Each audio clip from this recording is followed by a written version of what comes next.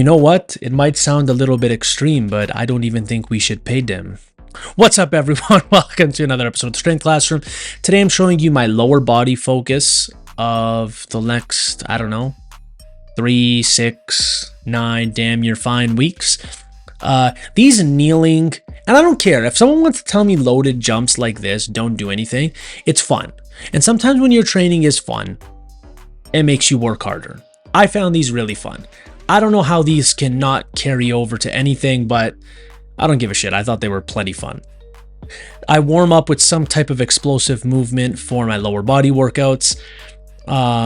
This cycle, it's going to be a mix of safety bar squats, okay, for my heavy days, safety bar, just free squats. And then there's going to be a week where I do safety bar pin squats and then Zercher squats off pins. Those are going to be my 3 main lower body movements, like my heavy or max effort movements for the next little while. They will be phased in and out, but that is like the 3-week cycle. I like pairing those together. And then on my other day, which I realized I don't have any clips because I think that workout kept getting screwed up because of the days I have to work out on. It's going to be a mixture of box squats and sumo deadlifts and their variations. I find that's a good mix. So this would be considered more the max effort day. You're doing like heavy 5s, heavy clusters, stuff like that. And then the other day will be, I don't want to say sub-maximal, but just not as heavy. Bands, chains, bar speed will not be super important, but there will be no grinding on the, let's call it the quasi-dynamic effort day. It will be quick reps, explosive reps, very reps with intent. Let's put it like that way, reps with intent. So that's like my main training. And then my assistance work is going to be a little bit different. Wow, I put too many clips of these Zerchers in there. 365 for 5 for Zerchers, and doing that after not really like practicing the movement for a while. Pretty good, if I have to say so myself, my friends, considering my 1 rep max is 405. Holy fuck, why did I put so many of these in? We get it. Zerchers off pins. It's one of your main movements. I don't want to have to re-edit this. Hurry up, hurry up, hurry up, hurry up. Oh my. Oh yeah, and then there's going to be some clusters on the heavy day. I don't know if I mentioned that. So 3s and 3s, 2-2-2, 3-2-1, any of those clusters. Now, here's something I've been playing around with. It is the Hatfield variation of a lunge. Not really a split squat because my back leg is going to the floor, but it's a lunge off like a very, very small drop just to get a tiny bit of extra range of motion. Here is 290. The heaviest I've done is like, I think 300 for 8. Now, can I do 300 for 8 without holding on to the rack? Obviously not.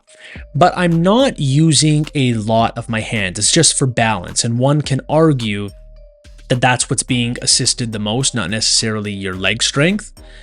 But yeah, the amount of messages I got when I posted that on Instagram, people were like, holy shit, dude, I can't even, one person was like, I can't even squat 1 plate for 10 reps yet. I'm like, yeah, don't worry, everyone starts somewhere. I mentioned this in my upper body day. This is like an extra GPP, upper back, core, just overall builder. It's like, I don't want to say replacement for weighted carries, but it's like in the same ballpark as weighted carries. And you could do them heavy for a few steps per leg, or you could do them light like they are here for many steps per leg. It's completely up to you. Now, this is a movement that's going to be pushed hard. A lot of people just have their leg workouts or movements up and down, split squats, leg press, squats, deadlifts. It's in the same plane. Whereas you got to move from side to side a little bit. I feel like this will have great carryover to sumo deadlifts. I just have a feeling. It hits the inner thigh, outer thigh. It works on flexibility and mobility.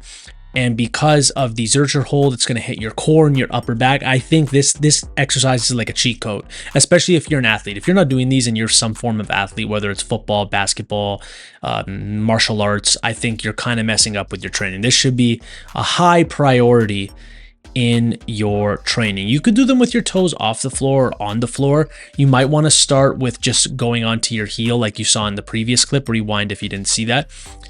And then building up to where your foot can remain on the floor. Now here's a good pumper. This is going to be my main accessory movement for glutes and hamstrings. It's either going to be done heavy, going to be done light for high reps, just, you know, the typical stuff. With the power pole harness right here, this is going to be my main hinge. You could probably see it from a better angle. This is glute, hamstring, whole posterior chain just gets blasted with this. And what I like about this, it's not a barbell you have to hold. The setup is easy. It might be awkward at first, but the setup is very, very easy. And I just do this after my main exercises. And then another thing I'm doing for my hamstrings, it's twofold. If I have a lot of energy on one day, oh no, let me talk about this first. I realized the reason I got injured was my adductor strength was just not up to par. Doing these has really helped strengthen the inside. You will never have a groin issue ever again if you're able to prioritize these. Once I'm able to do these and they're like a joke, I will add a weight onto my hip to add a little bit of weight. It's good for mobility as well, because as you see, I'm getting a really big stretch at the bottom, but the main part is at the top right there. That's the magic. When I really get my body like parallel to the floor, that's the magic right there. And then obviously some hamstring work and core work at the end, which I've been lazy to film, but those are going to be the money makers there at the end. If I have a lot of energy, I'm either going to do glute ham raises, or Nordic curls, depending on the energy and depending on where I put them in, or a banded hamstring curl. And I'll show you how to really load those up heavy. I feel like that's a great exercise or a great video to display the exercise as a whole, because too many people, I feel like, do it wrong and don't get the most bang for their buck. But that's all. This is my lower body training. I missed out on some things, but this is the main meat and potatoes. I hope this video helped you, my friends, and as always, have a great day, ladies and gentlemen.